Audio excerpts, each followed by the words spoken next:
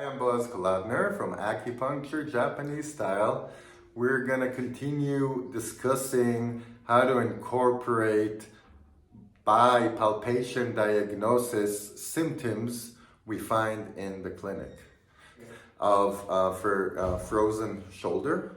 This is a more orthopedic problem of frozen shoulder. People cannot raise their hand.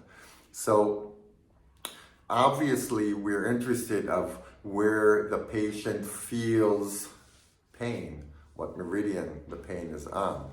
But if we start using palpation diagnosis, there's a whole new world that we start finding and discovering through palpation diagnosis.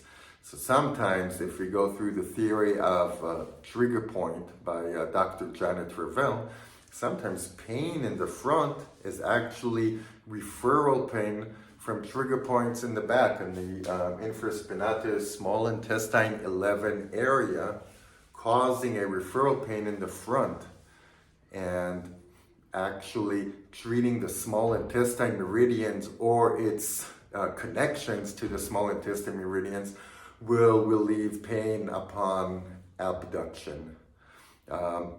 So this is very informative. Sometimes we have to think about the agonist-antagonist connections of muscles or meridians. So we know that the large intestine, using the midday connections with the meridians, the large intestine opposite in the midday connection is the kidney.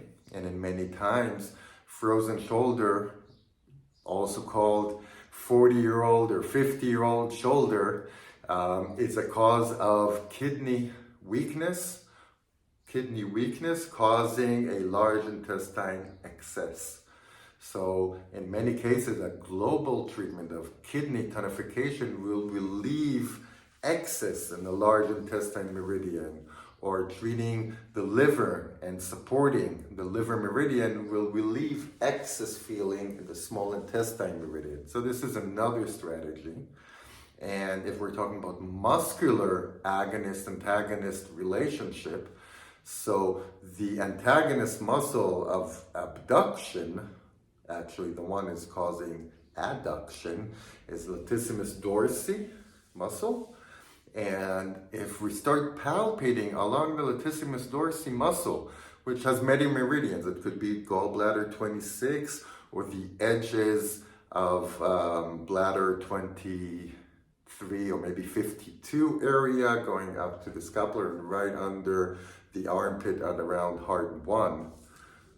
If we palpate this area, we might find in many conditions that actually this muscle could be used in order to relieve frozen shoulder.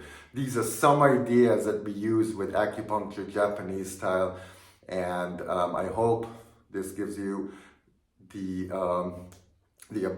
ability to start palpating patients when they're coming with frozen shoulder, and this gives you a much broader